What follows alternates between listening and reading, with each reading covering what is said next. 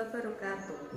Perkenalkan, saya Noki Arista, calon guru penggerak angkatan 10 dari Kabupaten Rembang. Di sini saya akan melaksanakan tugas demonstrasi kontekstual modul 3.1 pengambilan keputusan berbasis nilai-nilai kebijakan sebagai pemimpin. Di sini saya akan wawancara dengan Bapak Bambang Iswanto, Kepala SD Negeri Sidomulyo, Kecamatan Gunem, Kabupaten Rembang. Assalamualaikum Pak Bambang. Waalaikumsalam warahmatullahi wabarakatuh. Bagaimana kabarnya Pak hari ini? Alhamdulillah, hari ini kita senantiasa diberikan rahmat oleh Tuhan Yang Maha Esa, sehingga kita diberikan kesehatan dan bisa menjalankan tugas keseharian untuk memajukan pendidikan dengan baik. Alhamdulillah. Boleh saya minta waktunya sebentar ya Pak ya?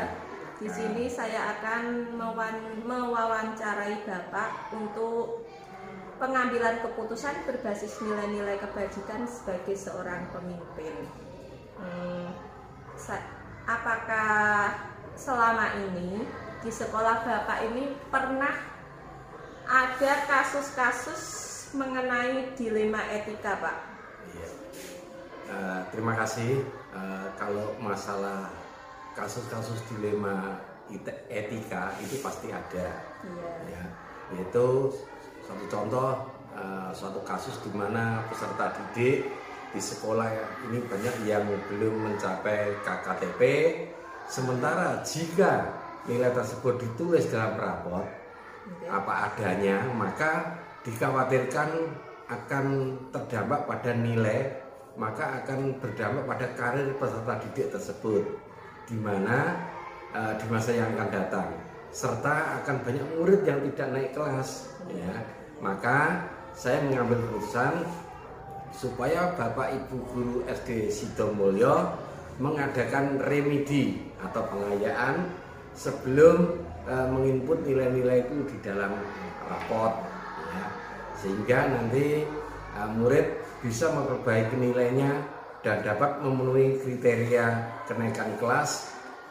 Dan saya juga meminta para guru untuk menganalisis belajar murid dan apa faktor penyebab rendahnya nilai mereka. Jadi contoh kasus yang pernah dialami di sekolah ini itu soal anak yang belum mencapai KKTP ya Pak. Iya, jadi dengan kurangnya ketercapaian KKTP, Bapak mengambil keputusan supaya guru-guru di sini melaksanakan kegiatan remedial. Betul. Supaya bisa mencapai nilai KKTP. Ya, gitu. Selanjutnya, selama ini bagaimana Bapak mengidentifikasi kasus-kasus yang merupakan dilema etika atau bujukan moral, Pak? Ya, ini terlebih dahulu ya, kalau masalah itu terlebih dahulu kita menganalisis dan menentukan kasus tersebut termasuk dilema etika atau bujukan moral. Biasanya kalau bujukan moral, saya langsung dapat memutuskan karena sudah jelas benar atau salahnya. Adapun yang dilema etika itu biasanya saya akan mengajak rekan-rekan sekolah untuk memutuskannya. Jadi kita ajak musyawarah itu, sehingga nanti akan menimbulkan kita mencari solusi yang terbaik.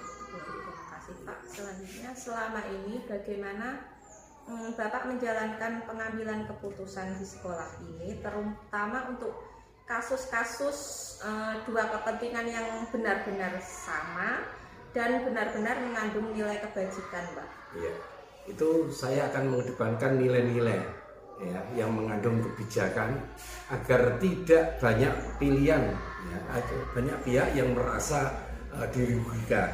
Ya, dalam hal ini adalah murid terutama itu khususnya. Hal ini disebabkan karena saya selalu mementingkan atau mengutamakan kepentingan murid ya, yang bertujuan baik.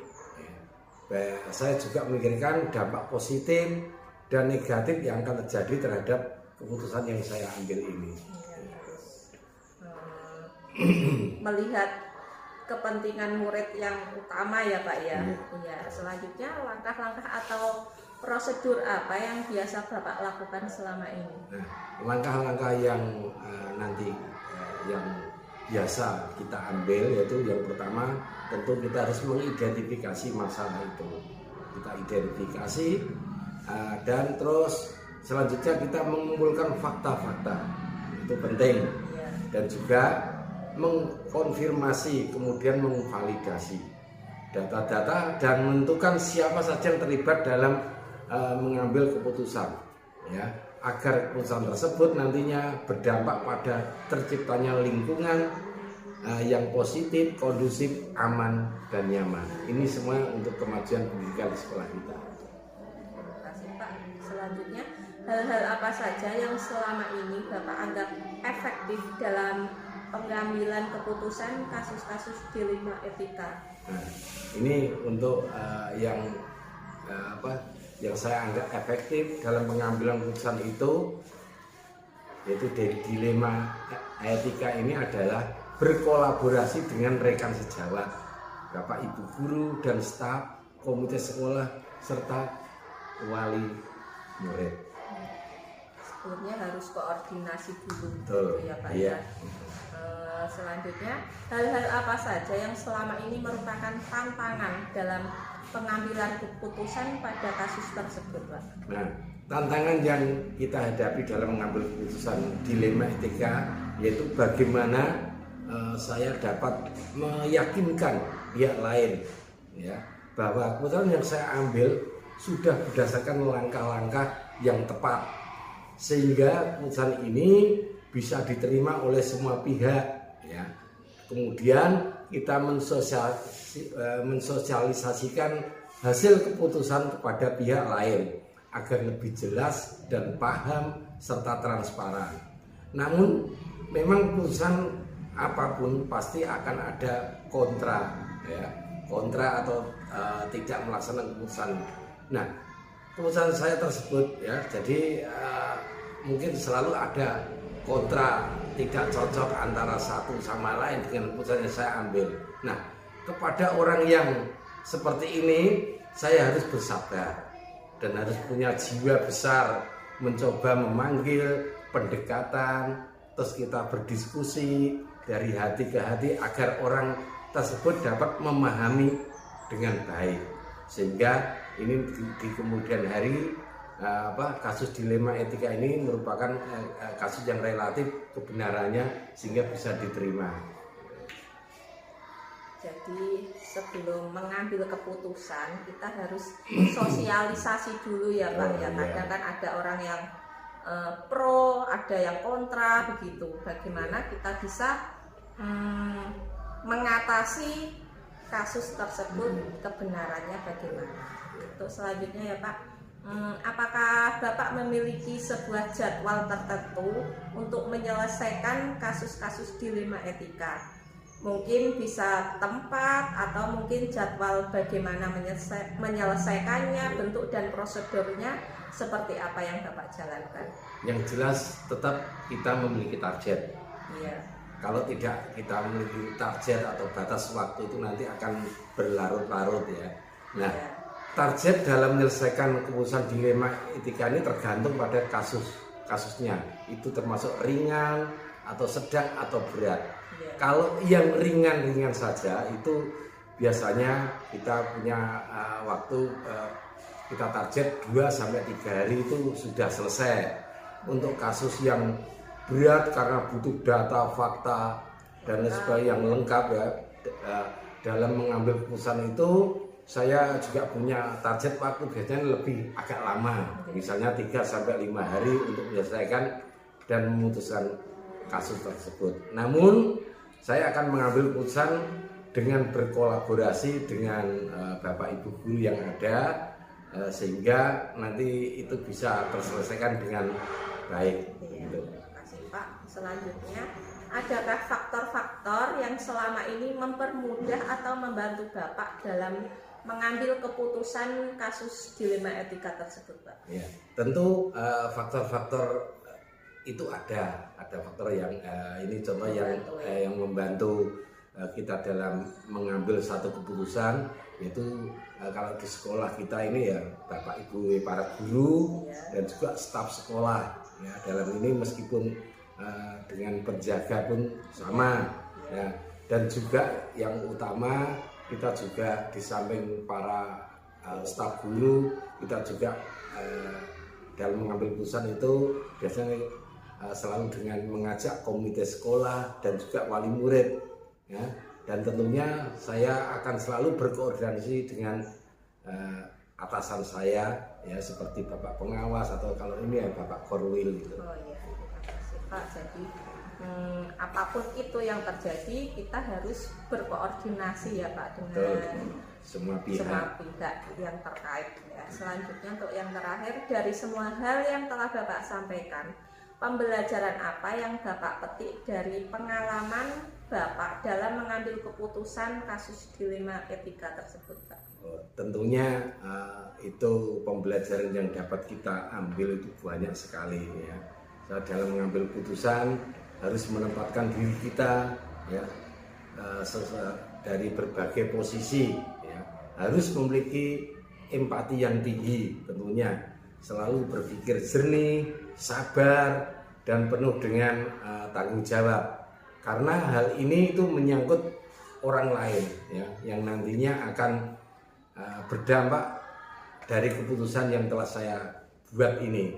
Saya pun senantiasa akan berkoordinasi dengan dan berkolaborasi agar keputusan yang dihasilkan dapat memuaskan banyak pihak ya, karena diputuskan dengan transparan. Saya juga selalu mengedepankan musyawarah, lebih banyak mendengar dan mengambil keputusan dengan bijak.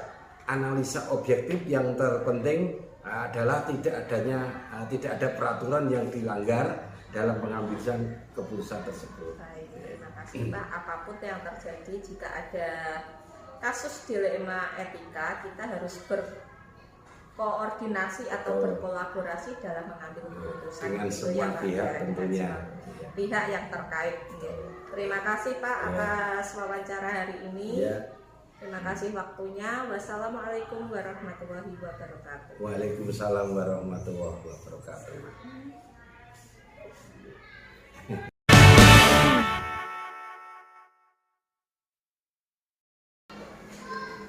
Assalamualaikum Bu Nari. Waalaikumsalam. Gimana kabarnya hari ini? Alhamdulillah.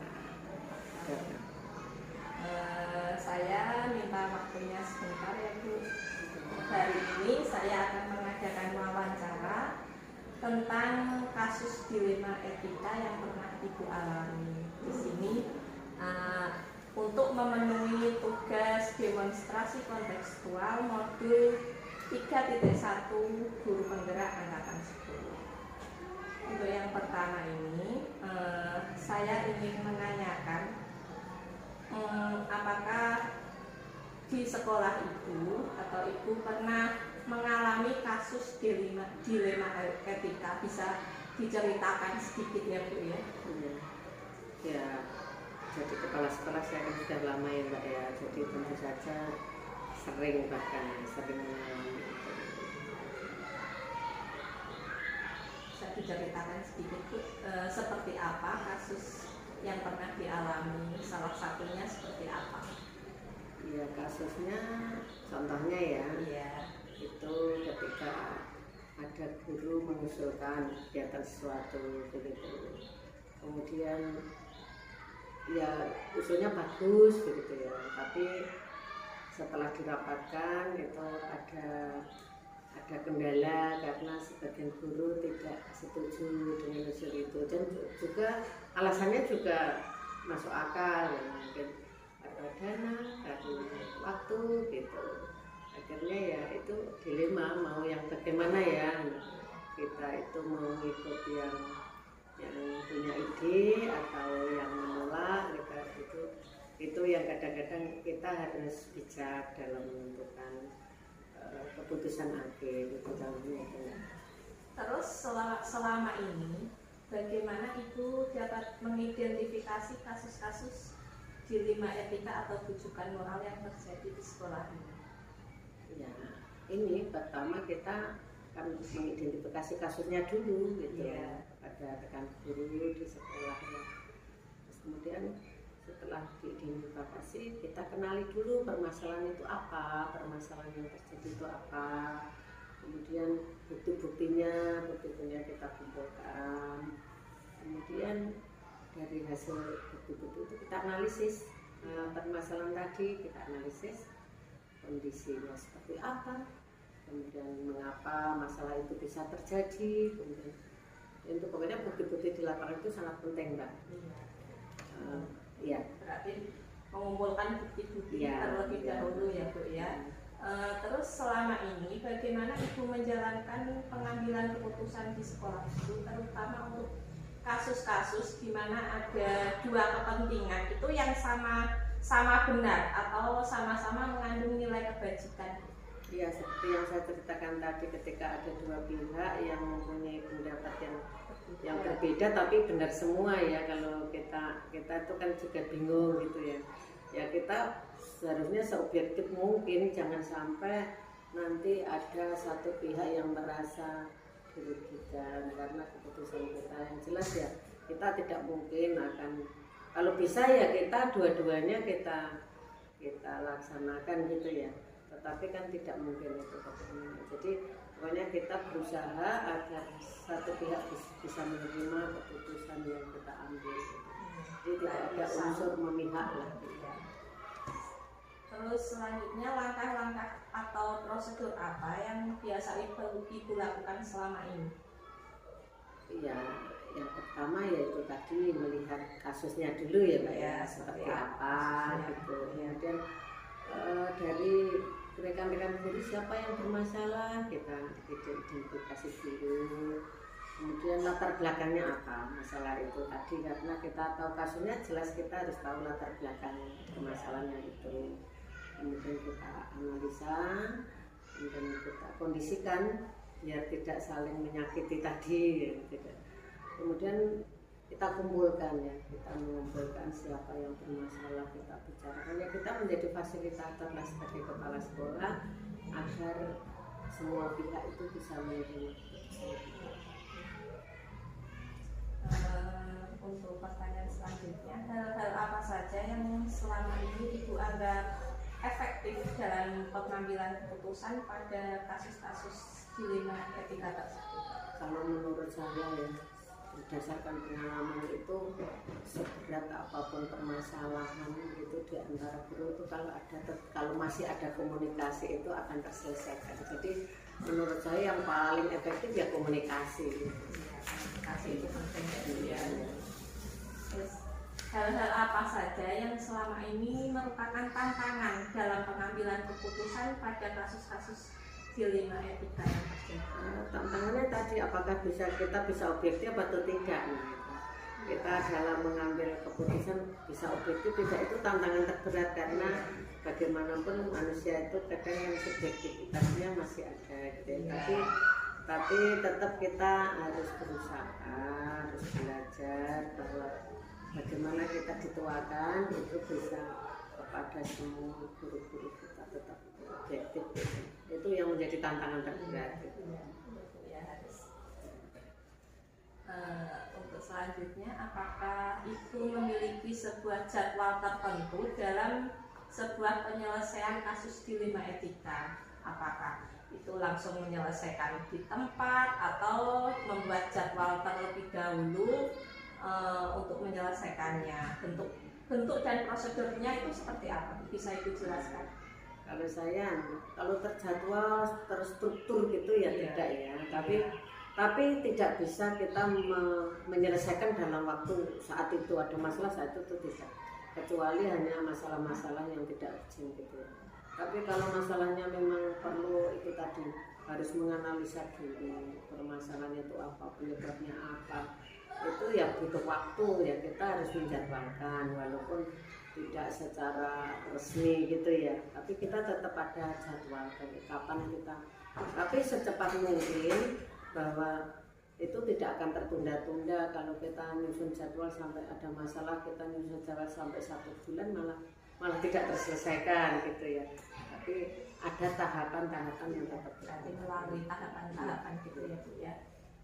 Untuk faktor-faktor yang selama ini itu dapat mempermudah atau membantu Ibu dalam mengambil keputusan kasus-kasus dilema etika itu seperti apa? Kembali seperti tadi misalnya kan pokoknya selagi ada komunikasi itu masalah itu pasti terpecah, karena faktor di sini ya di sekolah di SD 1 pun untuk komunikasi itu jalan.